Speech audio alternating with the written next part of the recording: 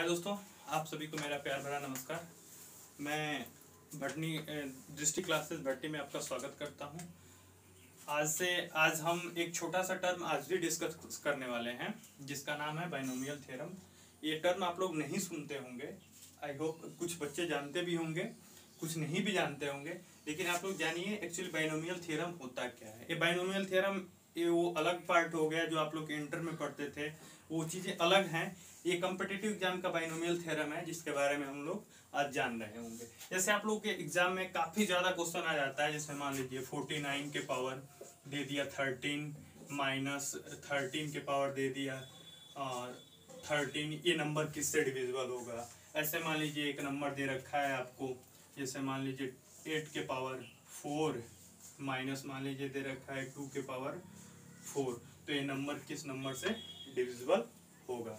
इस टाइप के क्वेश्चन को आज हम लोग सॉल्व कर रहे होंगे कि ये सवाल के मतलब ये क्वेश्चन कैसे सॉल्व होते हैं। पहले हम इसके कुछ फार्मूले हैं उसके बारे में जान लेते हैं कि उसके बारे में जानने से फायदा ये होगा हम लोगों को कि हम लोग को ये पता चल जाएगा कि इसको शॉर्ट में हम कैसे करें। ठीक है दोस्तों, आइए हम आगे बढ़ते हैं।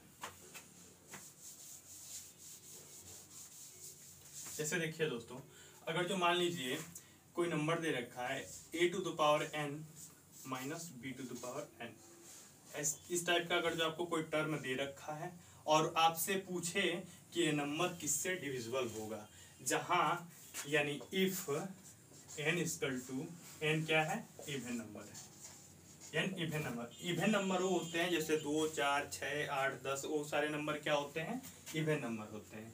यानी इफ n बराबर इवन नंबर, तो इस टाइप का अगर जो आपको टर्म दे रखा हो तो ये नंबर किस नंबर से डिविजिबल होगा।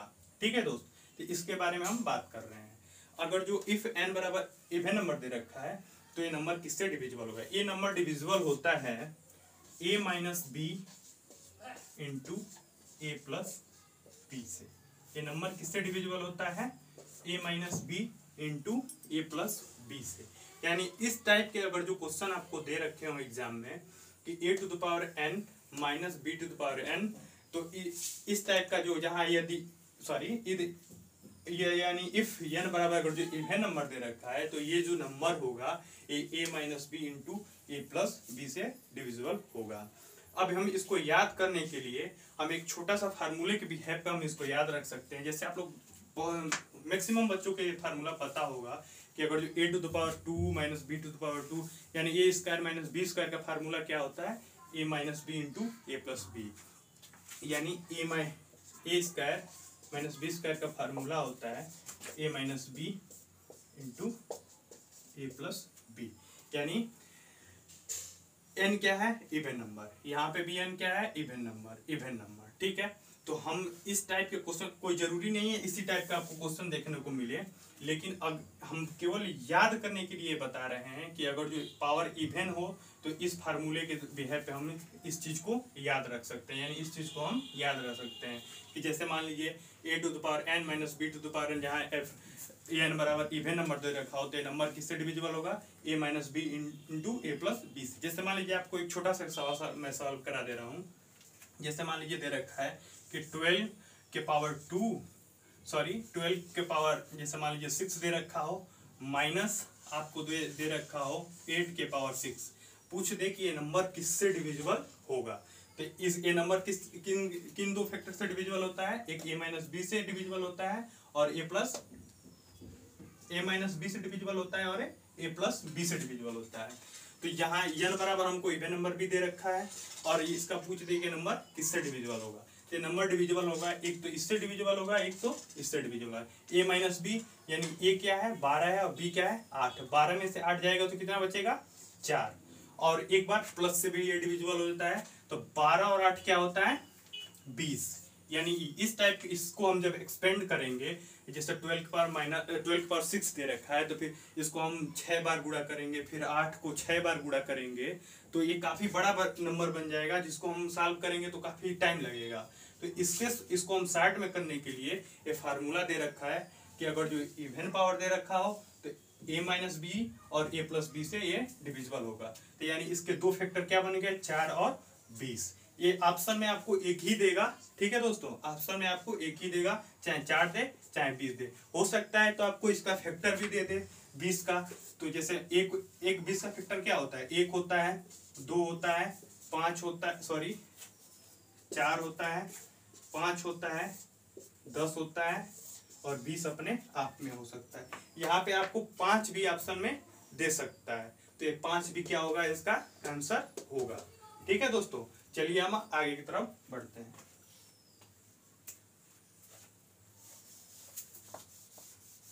आइए दोस्त, हम दूसरी चीज की तरफ बढ़ रहे हैं। दूसरा चीज अगर जो आपको दे रखा हो a minus A to the power n minus B to the power n, जहां इफ n बराबर अगर जो ऑड नंबर दे रखा हो यानी n ऑड नंबर हो तो वो नंबर किस नंबर से डिविजिबल होगा।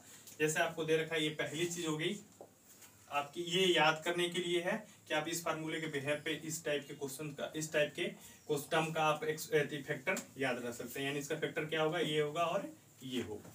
दूसरा चीज हम आप देखते हैं कि अगर जो a to the power n minus B to the power n दे रखा हो, इफ n ऑड नंबर को डिनोट करे, यानी n क्या हो, ऑड नंबर हो, तो इस टाइप का जो टर्म होगा वो किससे डिविजिबल होगा। तो इस टाइप का जो टर्म होता है वो a माइनस बी से डिविजिबल होता है। इस टाइप का जो टर्म होता है वो a माइनस बी से डिविजिबल होता है। ठीक है दोस्तों, अब आगे देखिए, इसको हम याद करने के लिए ए क्यू माइनस बी क्यू के फार्मूला से हम इसको क्या कर सकते हैं, याद कर सकते हैं। जैसे मान लीजिए कि ए क्यू माइनस बी क्यू का फार्मूला क्या होता है, एक ब्रैकेट में होता है ए माइनस बी और दूसरे ब्रैकेट में होता है a square plus a b plus b square. ठीक है दोस्तों, तो इसके बिहेव पे हम याद रख सकते हैं कि अगर जो a to the power n minus B to the power n हो और n जो है ऑड नंबर को डिनोट कर रहा हो तो उस नंबर का फैक्टर क्या होगा, a माइनस बी। इस चीज को हम याद नहीं रखेंगे, बस इस फार्मूले के बिहेव पे याद रखेंगे कि अगर जो a to the power n हो minus B to the power n तो नंबर किससे डिविजिबल होगा, a माइनस बी से डिविजिबल होगा। जैसे मान लीजिए आपको एक क्वेश्चन दे रखा हो कि 17 टू द पावर 9 माइनस अगर जो आपको दे रखा हो 5 टू द पावर 9 और पूछ दे नंबर किससे डिविजिबल होगा, यानी ये नंबर किससे डिविजिबल होगा, a माइनस बी। यानी 17 में से 5 को अगर जब सब्ट्रैक्ट कर देंगे, सब्ट्रैक्ट करने में घटा देंगे तो इसका आंसर कितना आ जाएगा, 12। यानी इस टाइप का जो एक्सपेंशन होगा, सॉरी इस टाइप का जो टर्म होगा वो किससे डिविजिबल होगा, 12 से डिविजिबल होगा। ठीक है दोस्तों, अब हम आगे बढ़ते हैं, आगे की तरफ देखते हैं आगे इसका फार्मूला क्या होता है। ठीक है दोस्तों, हम आगे की तरफ बढ़ते हैं और तीसरा हमारा जो फार्मूला होता है, अगर जो मान लीजिए a to the power n plus b to the power n दे रखा हो और क्या कहे, इफ n ऑड नंबर को डिनोट करे। पहले वाले फार्मूले में क्या था, यहाँ पे माइनस था। इस वाले फार्मूले में क्या है, अगर जो a to the power n हो plus b to the power n हो और इफ n बराबर n ऑड नंबर को डिनोट कर रहा हो तो इस टाइप का जो अगर जो आपको टर्म दिखता है तो उसका फैक्टर होता है आपका a प्लस बी। इसको हम याद रखने के लिए ए क्यू प्लस बी क्यू के बेस पे हम इसको क्या कर सकते हैं, याद रख सकते हैं।